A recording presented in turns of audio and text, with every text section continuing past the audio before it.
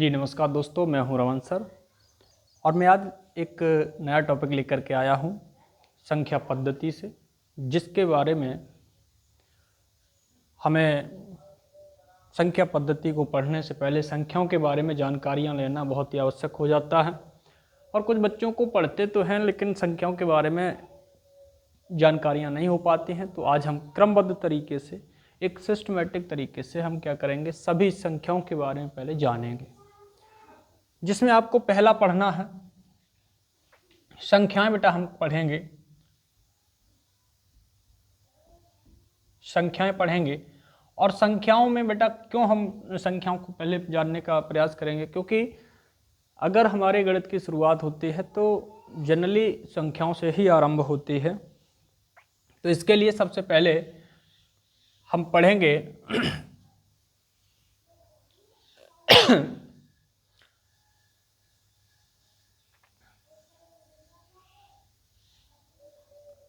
प्राकृतिक संख्याएं। प्राकृतिक संख्याएं क्या होते हैं?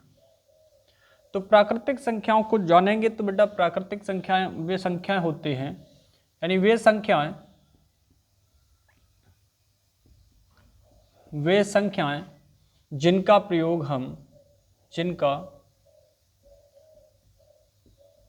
हम वस्तुओं की गिनती करने में करते हैं। वस्तुओं की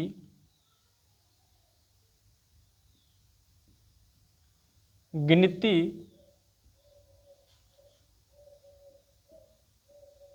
करने में, जिनका प्रयोग हम वस्तुओं की गिनती करने में करते हैं,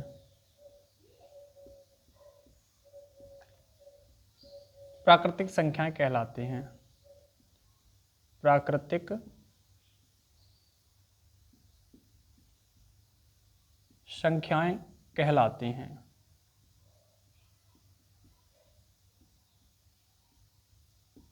जैसे अभी हमारे हाथ में एक मार्कर है, तो ये क्या है? एक वस्तु है। अगर हम ये कहें एक मार्कर, तो एक क्या हो गया? एक हो गया बेटा प्राकृतिक संख्या, मार्कर हो गया कोई वस्तु। तो जैसे 1 2 3 4 5 6 ... बहुत सारी संख्याएं जो धनात्मक होंगे हम उन्हीं को कहेंगे प्राकृतिक संख्याएं। इसके बाद हम देखेंगे पूर्ण संख्याओं को। पूर्ण संख्याएं, तो पूर्ण संख्याएं क्या होती हैं? यदि प्राकृतिक संख्याओं में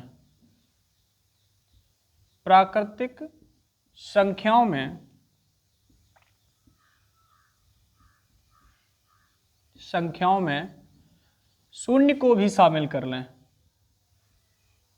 शून्य को भी शामिल कर लें,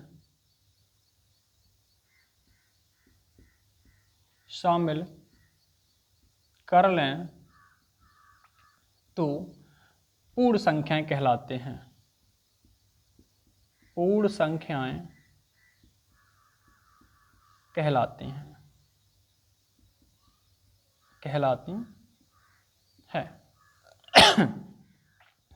जैसे मैंने कुछ भी नहीं बेटा इसमें बदला है, बस ये किया है कि प्राकृतिक संख्याओं में सिर्फ क्या कर लें, शून्य को भी शामिल कर लें। तो हमने शून्य को भी शामिल कर लिया, तो बेटा ये सारी संख्याएं क्या हो जाएंगी? पूर्ण संख्याएं हो जाएंगी। और अगर यहीं पे हम बात करते हैं पूर्णांक की, तो पूर्णांक क्या होते हैं? तो सभी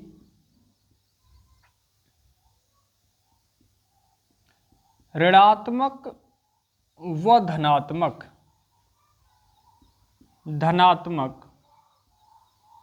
सभी ऋणात्मक व धनात्मक पूर्ण संख्याएं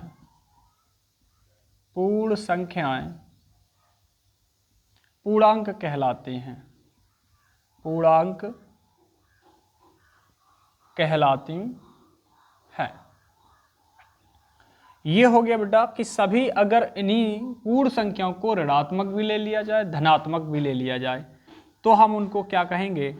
पूर्णांक कहेंगे। जैसे 0 +-1 plus minus 2 plus minus 3 plus minus 4 और plus minus 5 dot dot dot dot, बहुत सारी संख्याएं। आगे इन्हीं संख्याओं से बेटा हम बहुत सारी संख्याएं निकाल लेंगे, जैसे सम संख्याएं, सम संख्याएं। तो सम संख्याएं क्या होंगी? सम संख्याएं वे संख्याएं जिनमें 2 से पूर्णतः भाग चला जाए, यानी वे संख्याएं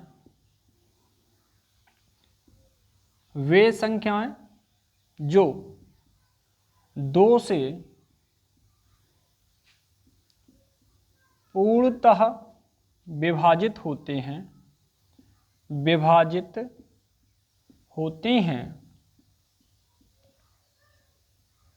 होती हैं सम संख्याएं कहलाते हैं, सम संख्याएं कहलाते हैं,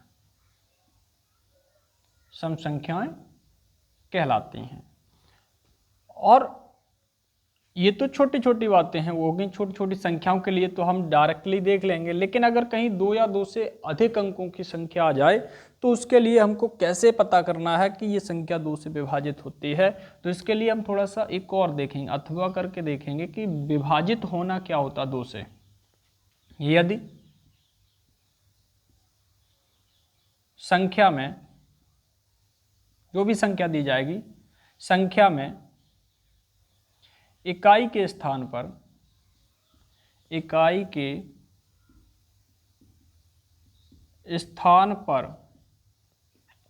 के स्थान पर 0, 2, 4, 6, 8 आदि अंक आते हैं, आदि अंक आते हैं, सम संख्याएं होते हैं, सम संख्याएं होती हैं।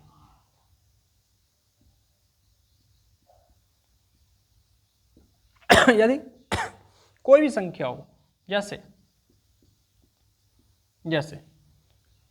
हमने 2, 4, 6, ये तो छोटी छोटी संख्याएं हो गई। हम 2 या 2 से अधिक अंकों की संख्या ले लेते हैं, जैसे कि 312, इसमें भी इकाई के अंक पे 2 है। 6, 8106, ये भी सम संख्या है। इसी प्रकार से ये भी एक सम संख्या है। तो ऐसे हम सम संख्याओं की बारे में जान सकते हैं। इसके बाद आता है बेटा विषम संख्याएं, भाज्य, अभाज्य, परमेय, अपरमेय और वास्तविक संख्या। बहुत सारी संख्याएं पढ़नी है, तो इसके बाद हम आगे देखते हैं। इसको हम साफ किए देते हैं, इसके बाद आगे देखते हैं। ये नोट कर लेना, स्क्रीनशॉट ले लेना।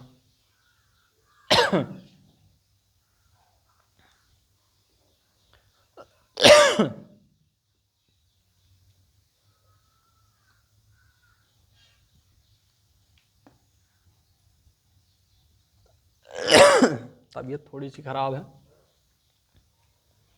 इसके बाद देखते हैं विषम संख्याएं। विषम संख्याएं, तो विषम संख्याएं क्या होती हैं? वे संख्याएं जो 2 से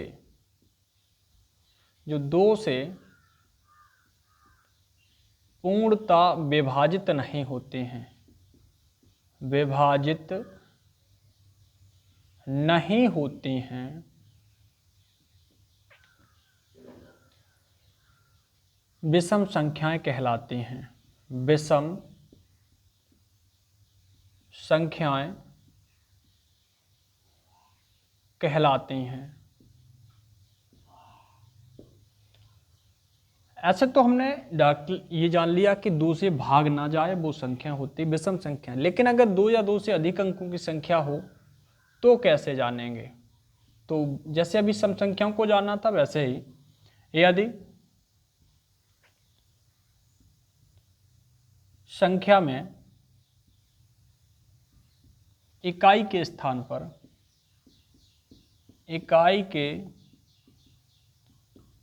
स्थान पर 1, 3, 5, 7, 9 आदि अंक आते हैं, आदि अंक आते हैं, विषम संख्या होती है, तो वह विषम संख्या होती है, होती है। देखते हैं, जैसे 1, 3, 5, 7 ये तो है ही। इससे बड़ी संख्या हो 81, 9, 1, 3, 7, 1, 0, 3, 8, 3, ये कैसी संख्याएं हैं? ये विषम संख्याएं हैं। बात करते हैं अगली संख्याओं की, अभाज्य संख्या की। अभाज्य संख्याएं क्या होती हैं? तो अभाज्य संख्याएं वे संख्या होती हैं जो सिर्फ या तो एक से विभाजित हों या फिर खुद से स्वयं से विभाजित हों। तो वे संख्याएं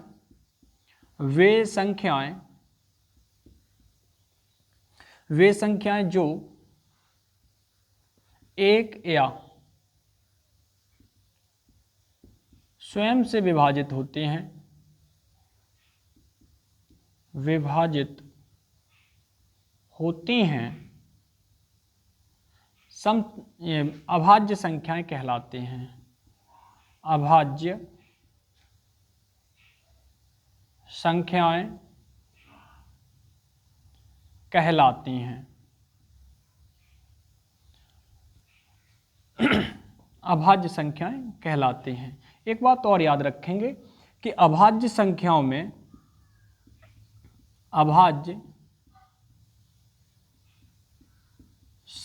में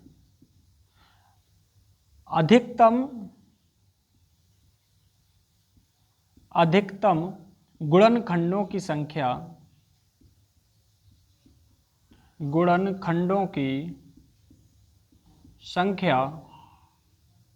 2 होती है, 2 होती है। ये बात और याद रखेंगे, सबसे महत्वपूर्ण रहती है ये। जैसे अब बताओ बेटा, क्या 1 एक अभाज्य संख्या होगी? नहीं होगी, क्योंकि 1 के पास 1 × 1, तो बेटा इसके पास टोटल एक ही गुणनखंड होता है, इसलिए ये अभाज्य संख्या नहीं होती है। तो सबसे छोटी अभाज्य संख्या 2, 3, 5, 7, 11, 13, 17, 19 ...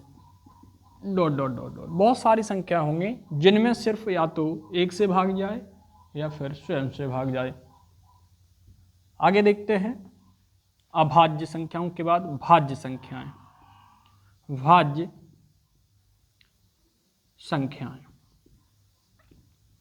कंपोजिट नंबर। तो भाज्य संख्याएं क्या होते हैं? भाज्य संख्याएं क्या होते हैं? वे संख्याएं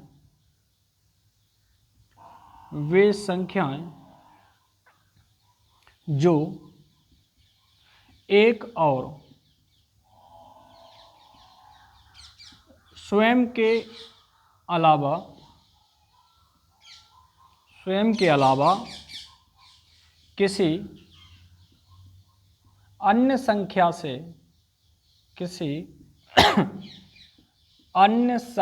से भी विभाजित होती हैं। अन्य संख्या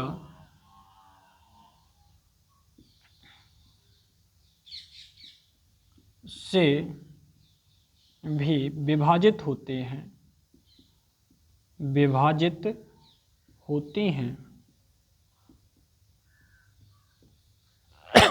हैं, तो भाज्य संख्याएं कहलाते हैं। भाज्य संख्याएं कहलाते हैं। भाज्य संख्याएं कहलाते हैं। जैसे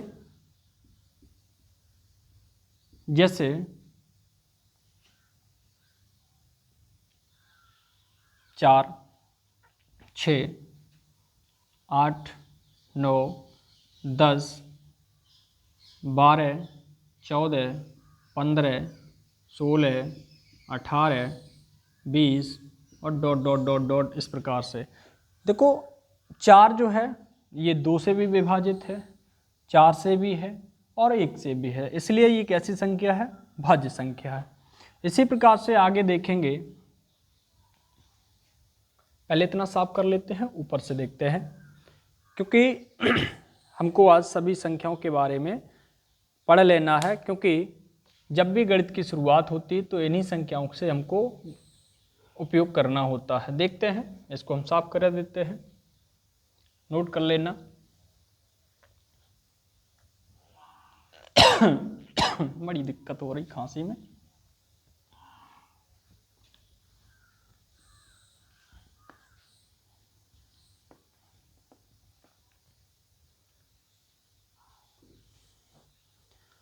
अब बात करते हैं परिमेय संख्याओं की। परिमेय संख्याएं, रेशनल नंबर क्या होते हैं? परिमेय संख्या तो वे संख्याएं जो हमें m/n के रूप में मिलती हैं, वे संख्याएं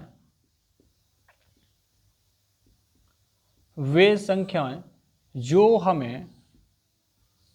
हमें m/n के रूप में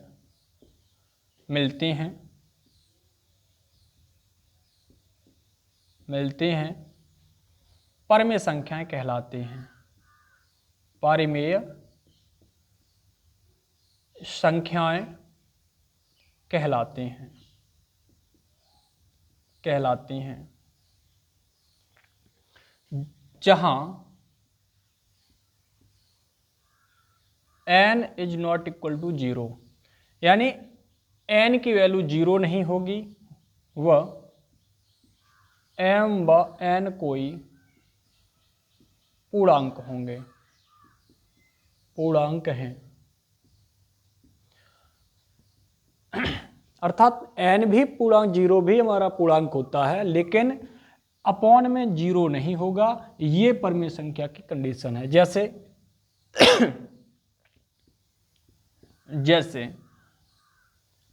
3/2 -8/7 1/3 -11/5 या -7/12, ऐसी संख्याएं जो m/n के रूप में मिले। हाँ बेटा, 0/1 लिख लेंगे तो 0 भी एक परिमेय संख्या होती है, या कोई भी प्राकृतिक संख्या हो, पूर्ण संख्या हो, वो सभी क्या होती हैं? परिमेय संख्याएं होती हैं, क्योंकि हम इनको 5/1 भी लिख सकते हैं, 0/1 भी लिख सकते हैं, क्योंकि किसी भी संख्या में अगर हम 1 से भाग करते हैं तो उस संख्या में कोई भी परिवर्तन नहीं होता है। बात करते हैं अपरिमेय संख्याओं की। अपरिमेय संख्याएं, अपरिमेय संख्या ठीक क्या होते हैं? ये हमको ऐसे हम इनको लिख सकते हैं, या ऐसे हमें मिलती हैं तो हम इनको परिमेय संख्याएं कहते हैं। लेकिन वे संख्याएं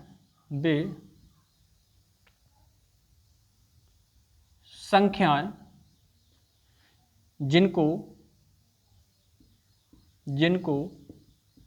m/n के रूप में न लिखा जा सके,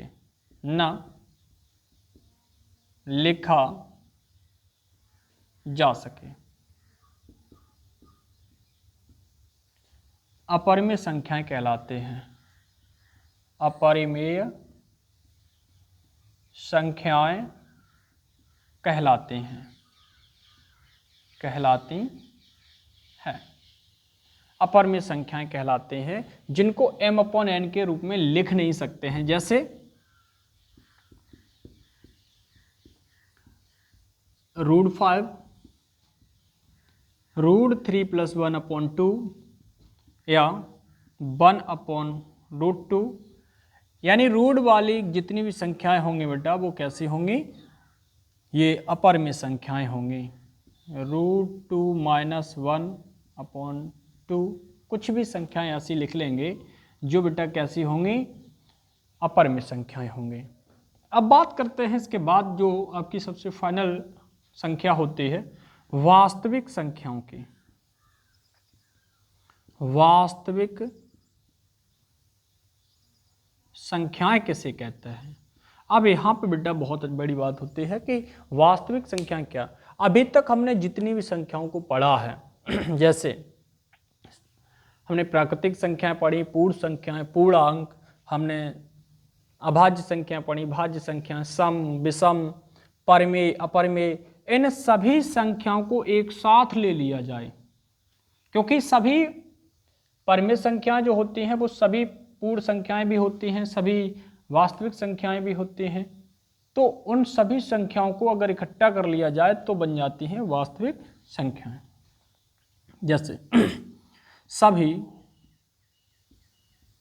परिमेय व अपरिमेय संख्याएं वास्तविक संख्याएं कहलाती हैं। वास्तविक संख्याएं कहलाती हैं। जैसे अब कोई सी संख्याएं हों सभी वास्तविक संख्याएं कहलाएंगी। 5/3 ये भी वास्तविक संख्या है, √5 ये भी वास्तविक संख्या है, √3 - 1 ये भी वास्तविक संख्या है, √5 + 2/2 ये भी वास्तविक संख्या है, या बेटा 0 ये भी वास्तविक संख्या है, 18 ये भी वास्तविक संख्या है, माइनस के साथ ये भी वास्तविक संख्या है। यानी जितनी भी हमारी अभी तक की सारी संख्याएं पढ़ी हैं उन सभी संख्याओं को इकट्ठा कर लिया जाए तो वो बन जाती हैं वास्तविक संख्याएं। बताइए इतनी बात समझ में आई क्या? अगर ये समझ में आई है बेटा तो इसको नोट करिएगा, और आगे कौन सा और नया टॉपिक आपको पढ़ना है वो आप कमेंट करिएगा, और हमारे चैनल को सब्सक्राइब भी करिएगा। धन्यवाद।